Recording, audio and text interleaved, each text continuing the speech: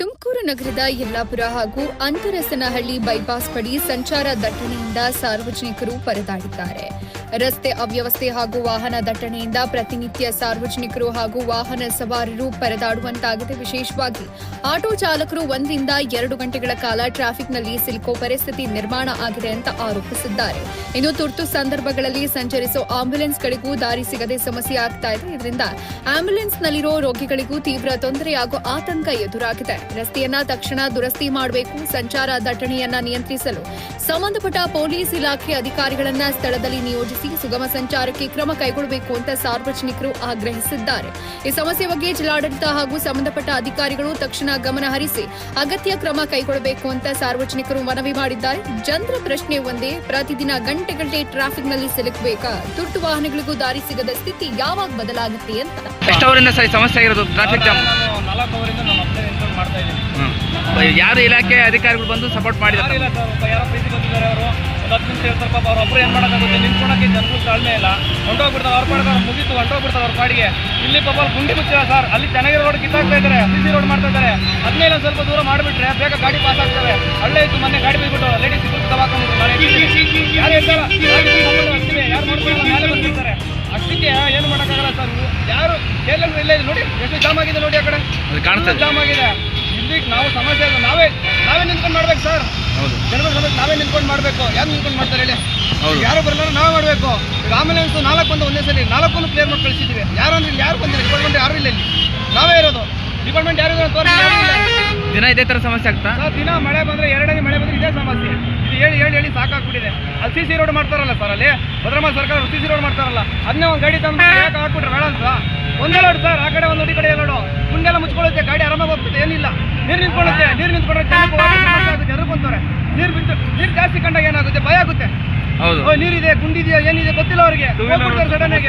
ಬಸ್ಗಳು ಏನು ಮಾಡ್ತಾ ಆಟೋ ಮಾಡಿ ಹೊಡ್ಕೊಂಡು ಹೋಗ್ಬಿಡ್ತಾರೆ. ಅದು ಮತ್ತೆ ಕುಕ್ಕಿ ಏನಾಗುತ್ತೆ, ಇನ್ನೂ ಗುಂಡಿ ಬೀಳುತ್ತೆ. ಅದರಿಂದ ಸಮಸ್ಯೆ ಆಗಿದೆ ಅಷ್ಟೇ ಜನಗಳಿಗೆ. ಅದನ್ನ ಫುಲ್ ನೀಟಾಗಿ ಕ್ಲಿಯರ್ ಮಾಡಿಬಿಟ್ರೆ, ನೀರು ಹೋಗೋ ವ್ಯವಸ್ಥೆ ಮಾಡಿದ್ರೆ ಆರಾಮಾಗಿ ಹೋಗ್ಬೋದು. ಯಾವುದೇ ರೀತಿಯಲ್ಲಿ ಸಮಸ್ಯೆ ಬರಲ್ಲ ಇಲ್ಲಿ. ಹಂಗಾಗಿ ದಯವಿಟ್ಟು ಕೇಳ್ಕೊಳ್ಳೋದೇನೆಂದ್ರೆ, ಆದಷ್ಟು ಬೇಕಾಯ್ತನ ಕ್ಲಿಯರ್ ಮಾಡಕ್ಕೆ ಹೇಳಿ. ದಯವಿಟ್ಟು ಯಾರು ಇದಕ್ಕೆ ಸಂಬಂಧ ಇದ್ದಾರೋ ಅವ್ರು ಬಂದು ನಿಂತ್ಕೊಂಡು ನೋಡ್ಬೇಕು. ಇಲ್ಲಿ ಅವ್ರು ಒಂದು ದಿವಸ 1 ಗಂಟೆ ಅಲ್ಲ 10 ನಿಮಿಷ ನಿಂತ್ಕೊಂಡು ನೋಡ್ಲಿ, ಗೊತ್ತಾಗುತ್ತೆ ಅವ್ರಿಗೆ ಈ ಸಮಸ್ಯೆ ಏನಂತ ಗೊತ್ತಾಗುತ್ತೆ. ನಮ್ಮ ಹೆಸರು ಶ್ರೀಧರ್ ಅಂತಾರೆ sir. Okay, thank you sir. Bypass bridge ಕೆಳಗಡೆ ಫುಲ್ ಟ್ರಾಫಿಕ್ ಜಾಮ್ ಆಗ್ತಾ ಇದೆ. ಮಳೆ ಬಂದು ನೀರು ನಿಂತ್ಕೊಂಡು ಗಾಡಿಗಳೆಲ್ಲ ತೊಂದರೆ ಆಗ್ತಾ ಇದೆ, ವೆಹಿಕಲ್ಗಳಿಗೆಲ್ಲ ತೊಂದರೆ ಆಗ್ತಾ ಇದೆ. ಸ್ವಲ್ಪ ದಯವಿಟ್ಟು ಕ್ರಮ ತಗೊಂಡು ಈ ರೋಡನ್ನು ರೆಡಿ ಮಾಡಿಸ್ಕೊಳ್ತೀವಿ. ನೋಡಿ, ಚರಂಡಿ ನೀರೆಲ್ಲ ಬಂದು ಇಲ್ಲೇ ನಿಂತ್ಕೊಳ್ತವೆ. ನಿಂತ್ಕೊಂಡು ಆ ಕಡೆ ಈ ಕಡೆ 4 ಕಡೆ ಗಾಡಿನೂ ಜಾಮ್ ಆಗಿಬಿಟ್ಟು ಇಲ್ಲಿ ಯಾವ ಕಡೆನೂ ಹೋಗ್ತಿದ್ದಂಗೆ ಆಗ್ತಾ ಇದೆ. ಸ್ವಲ್ಪ ಇದು ಅಧಿಕಾರಿಗಳು ಸ್ವಲ್ಪ ಜವಾಬ್ದಾರಿ ತಗೊಂಡು ಸ್ವಲ್ಪ ಕ್ಲಿಯರ್ ಮಾಡ್ಕೊಟ್ಟಿದ್ರೆ ಎಲ್ಲರ ವೆಹಿಕಲ್ಗಳಿಗೂ ಎಲ್ಲರಿಗೂ ತೊಂದರೆ ಆಗುತ್ತೆ ಸರ್. ಎಲ್ಲರಿಗೂ ಅನುಕೂಲ ಮಾಡ್ಕೊಳ್ತೀವಿ. ಗೌರ್ಮೆಂಟ್ ಆಫೀಸಲ್ಲೆಲ್ಲ ಓಡಾಡ್ತಿರ್ತಾರೆ. ಅವರು ಏನು ಕ್ರಮ ತಗೊಳ್ಳೋದಿಲ್ಲ, ಬರೀ ನೋಡ್ತಾರೆ, ಹೋಗ್ತಾ ಇರ್ತಾರೆ. ಸ್ವಲ್ಪ ಆದಷ್ಟು ಈ ರೋಡಿಗೆ ಕ್ರಮ ತಗೊಂಡು ಈ ರೋಡನ್ನು ಕ್ಲಿಯರ್ ಮಾಡ್ಕೊಳ್ತೀವಿ. ಈ ಚರಂಡಿ ನೀರು ಬರ್ತಿತ್ತು, ಅದು ಸ್ವಲ್ಪ ಚರಂಡಿ ನೀರು ಈಗ ಮಾತ್ರ 4 ಕಡೆಯಿಂದನೂ ಟ್ರಾಫಿಕ್ ಜಾಮ್ ಆಗ್ತಾ ಇದೆ. ಇಲ್ಲೊಂದು ಪೊಲೀಸು ಇಲ್ಲ. ಬಂದಿಲ್ಲಿ ಪೊಲೀಸು ಏನಾದ್ರು ಟ್ರಾಫಿಕ್ ಕ್ಲಿಯರ್ ಮಾಡಿರಿ ಅಂದರೆ ಬರ್ತಾರೆ, 10 ನಿಮಿಷ ನಿಂತ್ಕೊಳ್ತಾರೆ, ಹೊರಟೋಗ್ತಾರೆ. ಅವ್ರವ್ರ ಕೆಲಸ ಅವ್ರು ಮಾಡೋದ್ರೆ ಪಬ್ಲಿಕ್ಗೆ ತೊಂದರೆ ಆಗ್ತಾ ಇದೆ.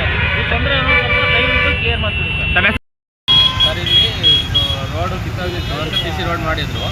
ಆದರೆ ಆ ಕಡೆ ಈ ಕಡೆ 2 ಸೈಡು ದೊಡ್ಡ ಗುಂಡಿ ತೆಗೆದುಬಿಟ್ಟಿರೋದ್ರಿಂದ ದೊಡ್ಡ ವೆಹಿಕಲ್ಲು ಕಟ್ಟಾಗಕ್ಕೆ ಜಾಗ ಇಲ್ಲ. ಇಲ್ಲಿ ಅದು ದೊಡ್ಡ ಗಾಡಿ ಬರೋದ್ರಿಂದ ಪೂರ್ತಿ ಜಾಮ್ ಆಗ್ತಾ ಇದೆ. ಪ್ರತಿದಿನ ಮಳೆ ಬಂದಾಗಂತೂ 2 ಅವರ್ 3 ಅವರ್ ಇದೇ ರೀತಿ ಆಗುತ್ತೆ. ಇವಾಗ ನೋಡಿ, ಇಷ್ಟಿದೆ ಆಂಬುಲೆನ್ಸ್ ಬಂದಿದೆ, ಆಂಬುಲೆನ್ಸ್ ಜಾಗ ಬಿಡ್ತಾ ಇಲ್ಲ. ಅಲ್ಲಿ ಆಂಬುಲೆನ್ಸ್ ಎಷ್ಟು ಅವರಿಂದ ಟ್ರಾಫಿಕ್ ಜಾಮ್ ಆಗಿದೆ? ಟ್ರಾಫಿಕ್ ಅಂದರೆ ಸುಮಾರು ಒಂದು ಅರ್ಧ ಗಂಟೆಯಿಂದ ಇದೇ ರೀತಿ ಇದೆ. ಈಗ 4 ಕಡೆ ಗಾಡಿಗಳು ಬಂದಾಗ ಗುಂಡಿ ಇರೋದ್ರಿಂದ ಇಕ್ಕಟ್ಟಾಗುತ್ತೆ. ಅವರೊಂದು ಗಾಡಿ ಬರುತ್ತೆ. ಈಗ ಜಸ್ಟ್ ಒಂದು ಗಾಡಿ ಆಕ್ಸಿಡೆಂಟ್ ಆಗೋದು ಇಲ್ಲಿ 2 ವೀಲರು. ಯಾರು ಬಂದು ಸಮಸ್ಯೆ ಬಗ್ಗೆ ಇಲ್ಲ, ಯಾವ ಅಧಿಕಾರಿಗಳು ಬಂದಿಲ್ಲ.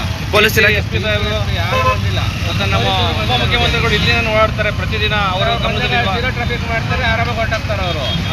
ಬೇರೆಯವ್ರಿಗೆಲ್ಲ ತೊಂದರೆ ಆಗುತ್ತೆ. ನಮ್ಮಂಥವ್ರಿಗೆ ಸಾಮಾನ್ಯ ಜನಗಳಿಗೆ ಅನುಕೂಲ ಆಗಲ್ಲ. ಬೇರೆಯವ್ರಿಗೆ ಯಾರಿಗೂ ಅನುಕೂಲ ಇಲ್ಲ. ಅವ್ರಿಗೆ ಜೀರೋ ಟ್ರಾಫಿಕ್ ಮಾಡ್ತಾರೆ, ಅವರು ಹೊರಟೋಗ್ತಾರೆ ಸಲೀಸಾಗಿ. ಹೌದು, ಗಮನ ಹರಿಸ್ತಾರೆ. ಸರ್ಕಾರನೂ ಗಮನ ಹರಿಸ್ತಿಲ್ಲ. ಗಮನ ಹರಿಸ್ತಿಲ್ಲ. ಗಮನ ಹರಿಸಿದ್ರೆ. ನಮಸ್ಕಾರ, ನಾನು ಶಿವಕುಮಾರ್ ಅಂತ.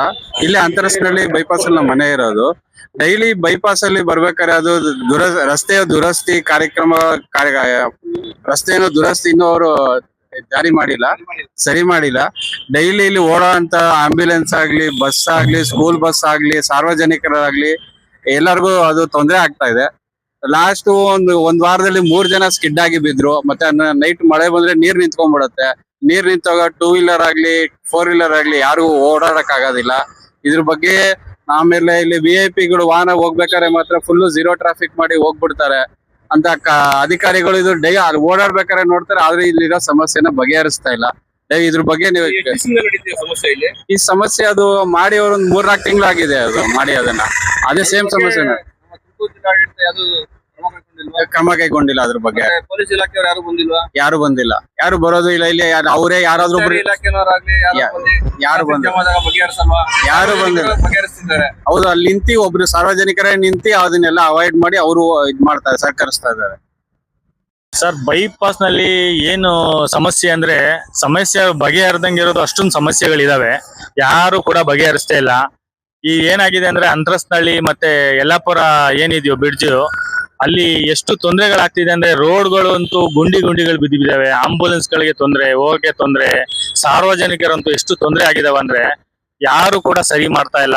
ಯಾರು ಕೂಡ ಗಮನಕ್ಕೆ ಎಷ್ಟು ತಂದ್ರೂ ಯಾರು ಕೂಡ ಸರಿ ಮಾಡಕ್ ಆಗ್ತಾ ಇಲ್ಲ, ಅಷ್ಟು ಟ್ರಾಫಿಕ್ ಗಳಾಗ್ಬಿಟ್ಟಿದೆ. ಅಂದ್ರೆ ಇದು ಮದ್ಗಿರಿ ಮೇನ್ ರೋಡ್ ಆದ್ರಿಂದ ಏನಾಗಿದೆ ಅಂದ್ರೆ ತುಂಬಾ ವೈನ್ಸ್ ಲಾರಿಗಳು ತುಂಬಾ ಆಗ್ಬಿಟ್ಟಿದ್ದಾವೆ. ಹಾಗಾಗಿ ಸಾರ್ವಜನಿಕರು ತುಂಬಾ ತೊಂದರೆನೂ ಆಗ್ತಾ ಇದೆ. ಕೆಲವರು ಎಷ್ಟೋ ಜನ ಟಾರ್ಪಲ್ಗಳು ಕಟ್ಕೊಂಡು ಹೋಗ್ದಲ್ಲೇ ಹಂಗೆ ಹೋಗೋದು, ವೈನ್ ಲಾರಿಗಳನ್ನ ಮತ್ತೆ ಸಿಮೆಂಟ್ ಗಳು ಲೋಡ್ಗಳು ಹಂಗೆ ಹೋಗೋದು, ತುಂಬಾ ಆತರ ತೊಂದರೆ ಆಗ್ತಾ ಇರೋದ್ರಿಂದ ತುಂಬಾ ಪ್ರಾಬ್ಲಮ್ ಆಗ್ತಾ ಇದೆ.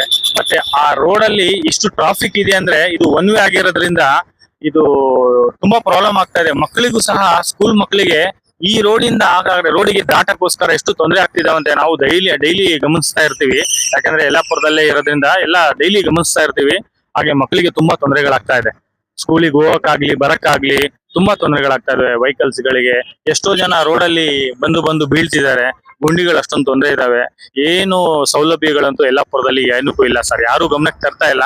ದಯವಿಟ್ಟು ನಾನು ಕೇಳ್ಕೊಳ್ಳೋದೇನಂದ್ರೆ ಸಾರ್ವಜನಿಕರಿಗೆ ಎಲ್ಲ ತೊಂದರೆ ಆದಂಗೆ ಕ್ಲೀನ್ ಆಗಿ ಎಲ್ಲಾ ವ್ಯವಸ್ಥೆಗಳನ್ನ ಮಾಡಿ ನಮ್ಗೆ ಕೊಡ್ಬೇಕು, ಅನುಕೂಲ ಮಾಡಿ ಕೊಡ್ಬೇಕಂತ ನಾನು ಬಯಸ್ತೀನಿ ಸರ್, ಅಷ್ಟೇ.